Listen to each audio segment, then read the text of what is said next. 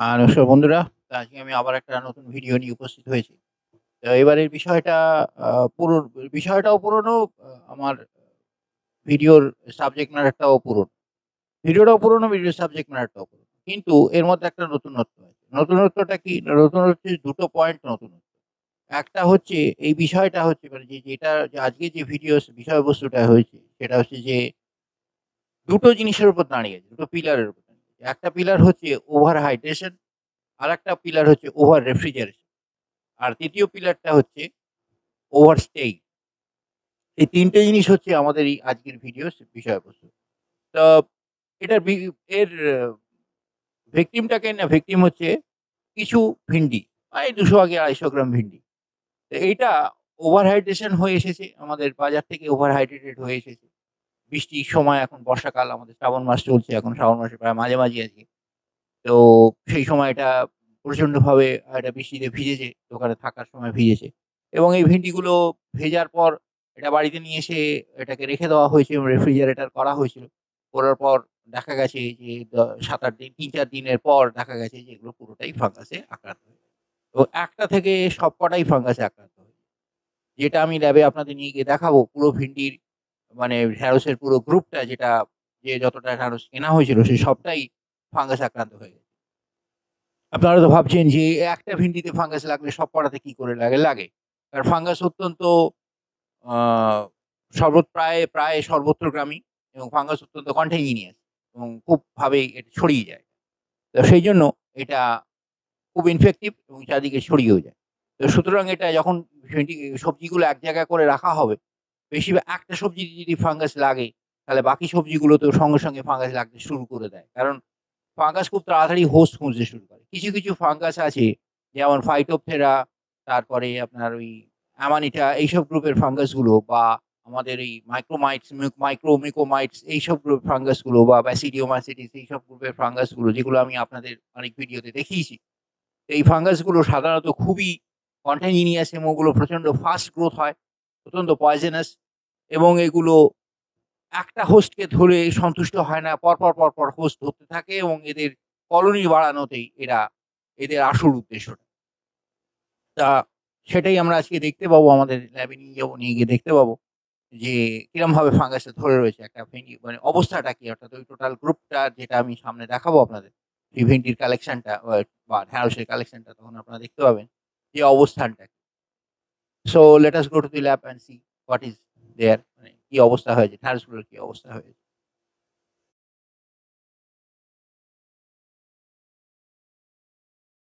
নমস্কার বন্ধুরা, তাহলে আমরা ল্যাবে চলে এসেছি। আপনাদের সামনে দেখতে পাচ্ছেন ভিন্ডি। এই একটা মানে আমাদের ঢেঁড়সের গ্রুপটা রাখা রয়েছে। আপনারা এই ক্যামেরা দেখতে পাচ্ছেন যে কত অবস্থাটা কীরকম দেখতেই পাচ্ছেন। তো এইখানে একটা ভিন্ডিকে আলাদা করে আমরা রেখেছি, যেটাতে অ্যাকচুয়ালি ফাঙ্গাসটা পুরোপুরি লেগে রয়েছে। সেটা আপনারা ওই ক্যামেরাতেও দেখতে পাচ্ছেন। তো সুতরাং এই ক্যামেরাতেও দেখতে পাচ্ছেন যে কী পরিস্থিতি হয়ে রয়েছে। তো এটা একটা গ্রুপের মধ্যে হয়ে রয়েছে। তো পুরো গ্রুপটাই কিন্তু ধরে নিয়েছে। যেটা আমি আপনাদের একটু আগে ইন্ট্রোডাকশনে বলছিলাম, পুরো গ্রুপটাই কিন্তু ধরে নিয়েছে। এবং এর রেজাল্টটা হচ্ছে over hydration and prolong refrigeration. এই দুটোই হচ্ছে সবজি কেন যে কোনো বায়োলজিক্যাল ম্যাটারের সব থেকে বড় শত্রু। Over hydration and over refrigeration, দুটোই ওভার হাইড্রেশন, জল দিয়ে এসেছে, বৃষ্টিতে জলে ভিজেছে, কারণ এগুলো বেশিরভাগ সময় এক্সপোজ থাকে, তো বৃষ্টির জলে ভিজেছে এবং তারপরে ওভার হাইড্রেশন হয়েছে, ওভার রেফ্রিজারেশন হয়েছে। So the result is it has acquired fungus. তার সঙ্গে অ্যাডেড আরেকটা জিনিস থাকে, অনেক সময় এটা ওরা স্টে করে। কারণ যেদিন নিয়ে আসি সেদিন আমরা রান্না করে খেতে পারি না, হয়তো তার পরের দিন রান্না করি বা তার পরের দিন রান্না করি বা অনেক সময় তার পরের দিনও রান্না করি। ওই ফরগট যে ভেন্ডি ছিল, ওহো এই দেখো এত ভেন্ডি ছিল, ব্যাস এবার দেখা গেল all has got fungus affected. So result is this. তো যাই হোক, এতগুলো নষ্ট হয়ে, যেটা প্রায় 250 গ্রাম মতন ভেন্ডি ছিল এখানে, 100-150 গ্রাম মতন ভেন্ডি, 200 গ্রাম মতন বা ভেন্ডি ছিল এখানে। এক্স্যাক্ট ওয়েটটা আমার করা হয়নি, তো যাই হোক এটাই ছিল এর মধ্যে।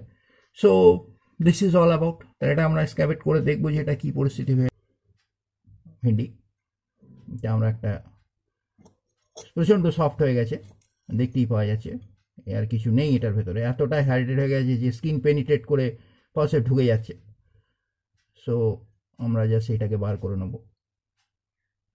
একটা পোর্শন আমরা বার করে নেবো, বড় পোর্শনটা আমরা বার করে নেবো, হোস্ট সমেত বার করে নেবো। তারপর এটাকে আমরা স্কালচারে দিয়ে দেবো, কী অবস্থা হয় দেখার জন্য।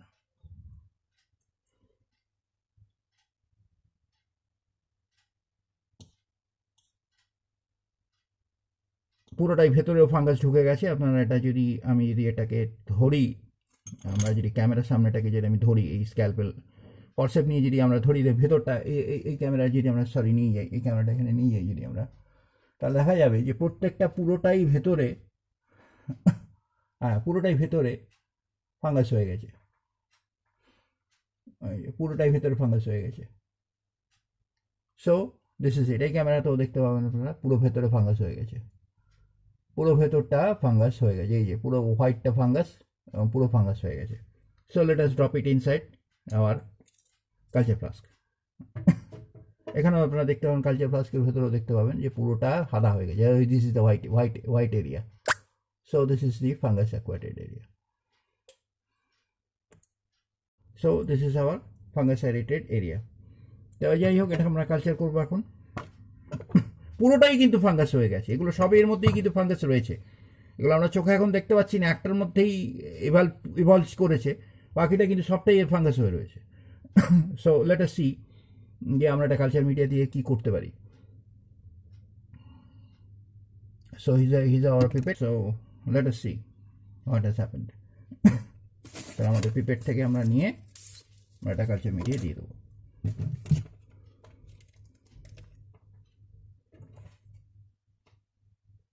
সো এটা আমাদের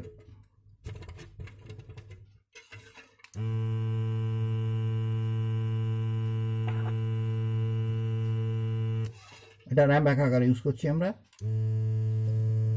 so this is hour RAM back আকার।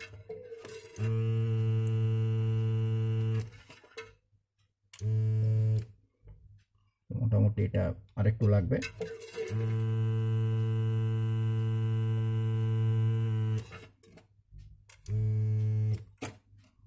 So this is almost done.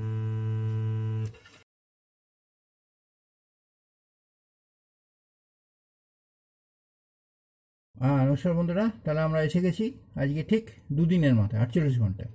So 38/7/25 আমরা এটাকে করেছিলাম। So now this is almost, today is 1/8/2025। তাহলে এই ক্যামেরাতেও দেখতে পাচ্ছেন আপনারা। So you can see the date. So this is clear. 48 ঘন্টার মধ্যে আমাদের পুরো কনসিস্টেন্সি পুরো একদম হয়ে গেছে, কনসিস্টেন্সি পুরো হয়ে গেছে আমাদের। সো লেট আস বিগিন। তো এটা এমনই অবস্থা হয়ে গেছে যে এটা আমাদের করতে মানে একটা বাফার ইউজ করতে হবে, তবে আমরা এটাকে কিন্তু দেখতে পাবো, নাহলে আমরা কিন্তু দেখতে পাবো না। So let us take some amount and we will use a buffer, PGCT buffer. কী অবস্থা দেখতে পাচ্ছেন, ঠিক হয়ে গেছে একদম। এমনিতেই ঢেঁড়স একটু ঠিক, তারপর এটা আরও এর জন্য ঠিক হয়ে গেছে। So we will be using the PGCT buffer. So here is our pipette.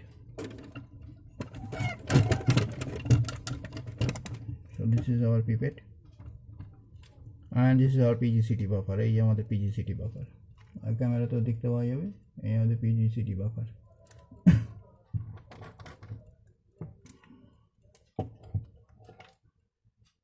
So ml আমরা এটাকে নিতে পারি। So here is our PGCT। মোটামুটি কনসিস্টেন্সি চলে এসছে, ml কনসিস্টেন্সি চলে এসেছে, তাহলে মোটামুটি আমরা এটা দেখতে পাবো। এটা আমি একটা ধারণা করেছি যে এটা কি হতে পারে, আমি ধারণা করেছি তো এটা অ্যামানিটা ফাঙ্গাসেরই মতো হতে পারে। এখন দেখা যায় এটা কি fungus. So we will go to the microscope and let me see what is it, Amanita না অন্য কিছু, অন্য কোনো নিটা।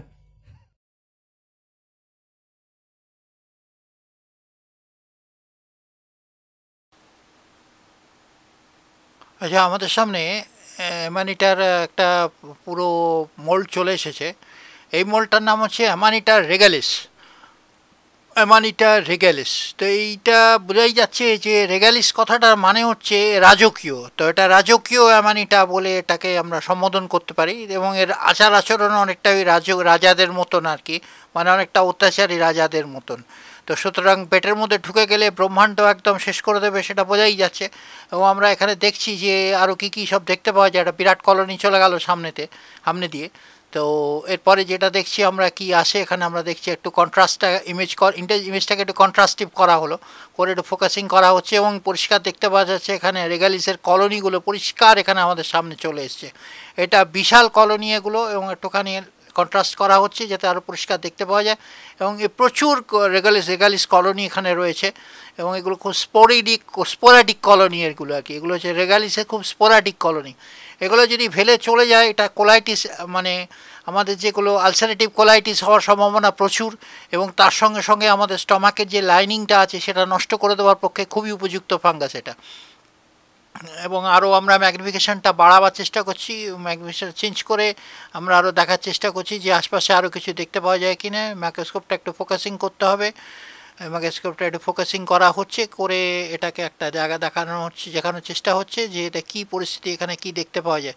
মাইক্রোস্কোপটা ফোকাসিং করা হলো, এবং রেগালিসের আরও কলোনি এখানে দেখতে পাওয়া যাচ্ছে, প্রচুর কলোনি এখানে দেখতে পাওয়া যাচ্ছে।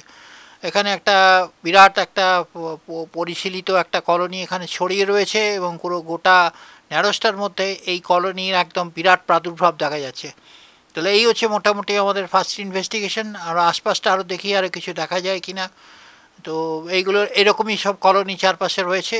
এটাই অ্যামানিটা রেগালিসের একটা স্থির চিত্র, মানে এ আর কিছু বলার নেই আমার আর কি। তোমরা যাই হোক আশপাশটা আর একটু দেখি কি আছে না আছে। তো সো দিস ইজ অ্যামানিটা রেগালিস, এবং আমরা আশপাশগুলো আর একটু ঘুরে দেখি যে কী পরিস্থিতি হয়ে আছে। So this is all about Amanita রেগালিসের একটা বড়ো কলোনি সামনে চলে এলো, আবার একটা বড় কলোনি সামনে চলে এলো। এটা বিশাল বড় কলোনি, এটা ফোকাস করার চেষ্টা করা হচ্ছে, এবং এটা ফোকাস করে এই জায়গায় চলে এলো। সেটা বিরাট একটা কলোনি, সে অ্যামানিটা রেগালিসের বিরাট কলোনি একটা। তো যাই হোক এরকমই সব কলোনি আমাদের সামনে আসবে রয়েছে। এটাই আমাদের ফার্স্ট ইনভেস্টিগেশন, এই পর্যন্ত আমাদের ফার্স্ট ইনভেস্টিগেশন।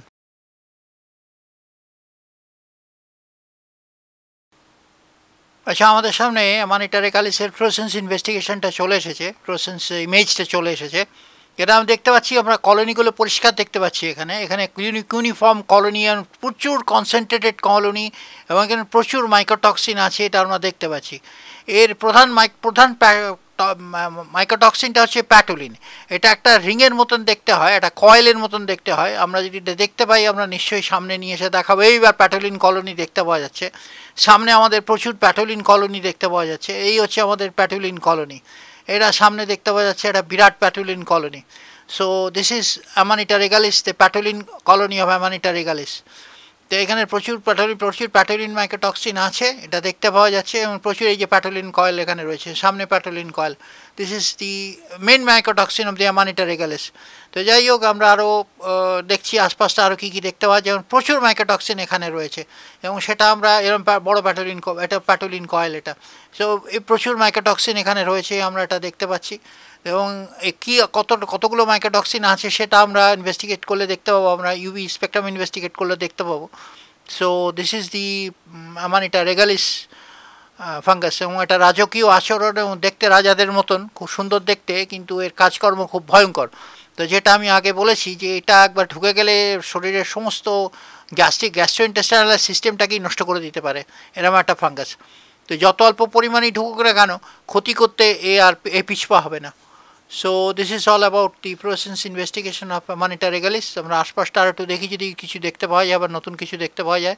তো মনে হচ্ছে মোটামুটি আর কিছু দেখতে পাওয়া যাবে না, এগুলো সমস্ত উজাইট এবং কলোনিগুলো দেখতে পাওয়া যাচ্ছে। তো আর বিশেষ কিছু দেখার এখানে নেই আর। So this is the fluorescence investigation of Amanita রেগালিস।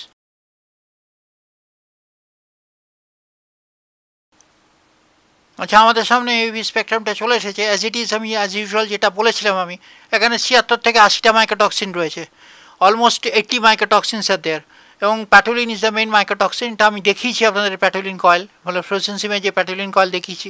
এবং আদার মাইক্রোটক্সিনগুলো সমস্তটা লেফট হ্যান্ড সাইডে রয়েছে।